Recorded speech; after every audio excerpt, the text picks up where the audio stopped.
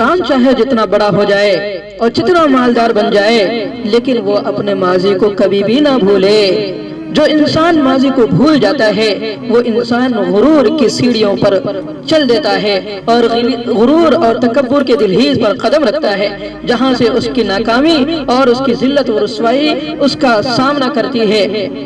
اس لیے دوستوں، کبھی بھی ہم اپنے ماضی کو نہ بھولے، ہر حال میں ماضی کو سامنے رکھ کر زندگی گزارے کہ ہم پہلے کیسے تھے، آج اللہ نے ہمیں کس پوزیشن پر لا کر کھڑا کر دیا۔ ایک بادشاہ تھے سلطان محمود غزنوی رحمت اللہ علیہ، بہت بڑے بادشاہ اور نیک اللہ کے نیک بندے بھی تھے۔ ان کا ایک غلام تھا جس کا نام ایاز تھا۔ ایاز بادشاہ کی دل سے خدمت کیا کرتا تھا، جس کی وجہ سے بادشاہ کے تمام وزراء اس پر حسد کرتے تھے، اس لیے کہ بادشاہ سلامت ایاز کو بہت پسند کرتے تھے۔ ایاز کی چھوٹی چھوٹی غلطی کو تلاش کرنے کے لیے تمام کے تمام وزراء بے چین و بے قرار رہتے تھے کہ ایاز کی کوئی غلطی مل جائے جس کی شکایت ہم بادشاہ کے سامنے کر دیں تو بادشاہ اسے حقیر سمجھے اور پھر بادشاہ کے دل میں ہماری محبت آ جائے اور ایاز کی محبت ختم ہو جائے۔ چنانچہ ہر روز تمام کے تمام وزراء اسی تلاش میں رہتے تھے۔ ایک دن ایک وزیر نے دیکھا کہ ایاز نے جو اس کا خاص کمرہ تھا، اس کمرے کے اندر ایک الماری رکھی ہوئی ہے اور اس الماری کو صبح شام کھولتا ہے اور دیکھتا ہے، پھر اس کے بعد اسے تالا لگا دیتا ہے اور اس کی چابی خود اپنے ہی پاس رکھتا ہے، کسی کو دیتا نہیں ہے۔ جب ایک وزیر نے یہ دیکھا تو بادشاہ تمام وزراء کو بلایا۔ اس وزیر نے تمام وزراء کو بلایا اور بلا کر کہا کہ ایاز اس طرح کرتا ہے، تو وزراء آپس میں ایک دوسرے سے چی میں گویاں کرنے لگے اور کہنے لگے کہ شاید ہی خزانے سے چوری کرتا ہے اور خزانہ چوری کر کے خزانے کی قیمتی چیزیں الماری میں جمع کر رہا ہوگا، کیوں نہ ہم یہ شکایت بادشاہ کے سامنے کریں۔ چنانچہ کچھ وزراء مل کر بادشاہ کے دربار میں پہنچے اور کہا کہ بادشاہ سلامت، ایاز جو ہے وہ خزانے کی قیمتی چیزیں چرا رہا ہے۔ تو بادشاہ نے کہا کہ یہ تم کیسے کہتے ہو؟ تو اس پر ایک وزیر نے کہا کہ اس نے ایک الماری بنائی اور اس الماری کو صبح شام کھولتا ہے، اسے گھور کر دیکھتا ہے اور پھر اسے تالا ڈال دیتا ہے اور پھر وہ چابی کسی کو دیتا نہیں۔ تو ہمیں شک ہے، ہمیں پورا 100% اس پر شک ہے کہ اسی نے خزانے کی قیمتی چیزیں چرائی ہوگی۔ تو اس پر بادشاہ نے کہا کہ ٹھیک ہے، ایاز کو اسی وقت حاضر کرو۔ چنانچہ تمام دربار میں ایاز کو بلایا گیا اور پھر ایاز کے پاس سے وہ چابی لے لی گئی اور کہا کہ اس کی الماری اٹھا کر یہاں لاؤ۔ چنانچہ ایاز کی الماری کو اٹھا کر دربار میں لایا گیا۔ ایاز مطمئن، اور لیکن پورے وزراء جو تھے جو اس سے حسد کرتے تھے ان کے دلوں میں خوشی پھوٹ رہی تھی۔ وہ اب یہ سمجھ رہے تھے کہ اب ایاز کا راز کھلے گا، اس کی چوری پکڑے جائے گی اور آج بادشاہ کے سامنے یہ ذلیل و رسوا ہو جائے گا اور پھر بادشاہ ہم سے محبت کریں گے۔ چنانچہ جب الماری لائی گئی تو بادشاہ سلامت نے حکم دیا کہ اس الماری کو کھولا جائے۔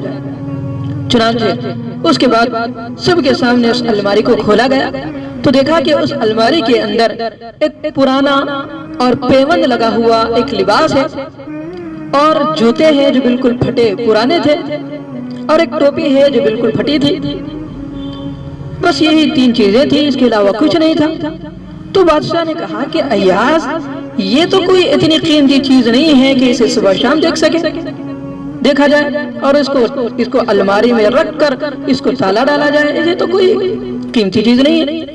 تو اس پر ایاز کہنے لگے کہ بادشاہ سلامت، واقعتاً یہ چیز قیمتی نہیں ہے لیکن میرے لیے یہ چیز بہت ہی قیمتی ہے۔ تو بادشاہ نے کہا کہ کیسے؟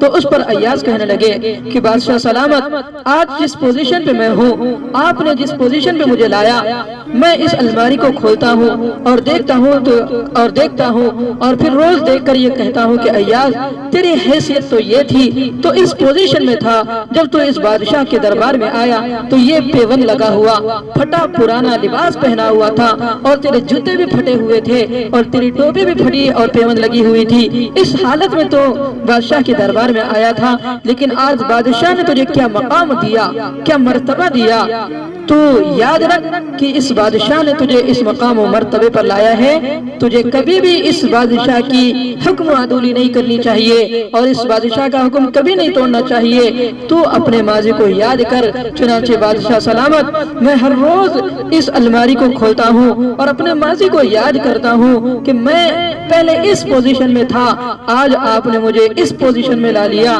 تو بادشاہ سلامت یہ مقام و مرتبہ آپ نے مجھے دیا ہے تو میں ہمیشہ آپ کا فرما بردار رہوں اور شکر گزار بندہ رہوں، یہ سوچ کر میں اپنے ماضی کو یاد کرتا ہوں۔ تو دوستو اس کے اندر ہمیں ایک سبق ملتا ہے کہ ہم جس خدا نے ہمیں اتنے نعمتوں سے نوازا ہے، آج ہم تکبر میں نہ آئیں کہ میں اتنا بڑا وکیل بن گیا، اتنا بڑا ڈاکٹر بن گیا، اتنا بڑا انجینئر بن گیا، اتنا بڑا حافظ قرآن بن گیا، اتنا بڑا عالم دین بن گیا۔ نہیں دوستو، ہم نہیں بنے، اللہ نے ہمیں بنایا ہے، اس اللہ نے اس پوزیشن پہ ہمیں لایا ہے۔ ورنہ تو ہم جب پیدا ہوئے تو ہم کھانے کے محتاج، پینے کے محتاج، لباس کے محتاج، یہاں تک کہ بیت الخلا بیٹھ جائے تو دھونے کے محتاج تھے۔ لیکن آج اللہ نے اس مقام پر جو پہنچایا ہے وہ اللہ نے اپنے فضل و کرم سے ہمیں یہاں تک پہنچایا ہے۔ اس لیے ہم اللہ کی شکر گزاری کریں، اللہ تبارک و تعالیٰ کی نعمتوں کو یاد کریں اور اپنے ماضی کو ہرگز بھی نہ بھولیں کہ ماضی میں ہم کیا تھے اور آج اللہ نے ہمیں کس مقام پر کھڑا کر دیا۔ تو اس لیے جو حضرات ماضی کو یاد کرتے ہیں وہ کبھی اللہ کے نافرمان اور ناشکرے نہیں بن سکتے۔ تو اس لیے آئیے آج ہم اپنے ماضی کو یاد کریں کہ ہم کس حالت میں تھے۔ ہر روز سوتے وقت اپنے آپ کو یاد کریں کہ ہم ماضی میں کیا تھے اور اللہ نے آج ہمیں کیا بنا دیا۔ کریں گے انشاءاللہ؟ انشاءاللہ ہر روز اپنے ماضی کو یاد کریں کہ ہم پہلے کیا تھے، آج اللہ نے ہمیں کیا بنایا۔ اللہ تعالیٰ سے دعا کرتے ہیں کہ اللہ تبارک و تعالیٰ ہمیں اپنے اوقات کو، اپنے حیثیت کو سمجھنے والا بنائے اور اللہ کے احکامات اور اللہ کی شریعت اور اللہ کی نعمتوں کی قدردانی کرنے کی توفیق نصیب فرمائے۔ آمین۔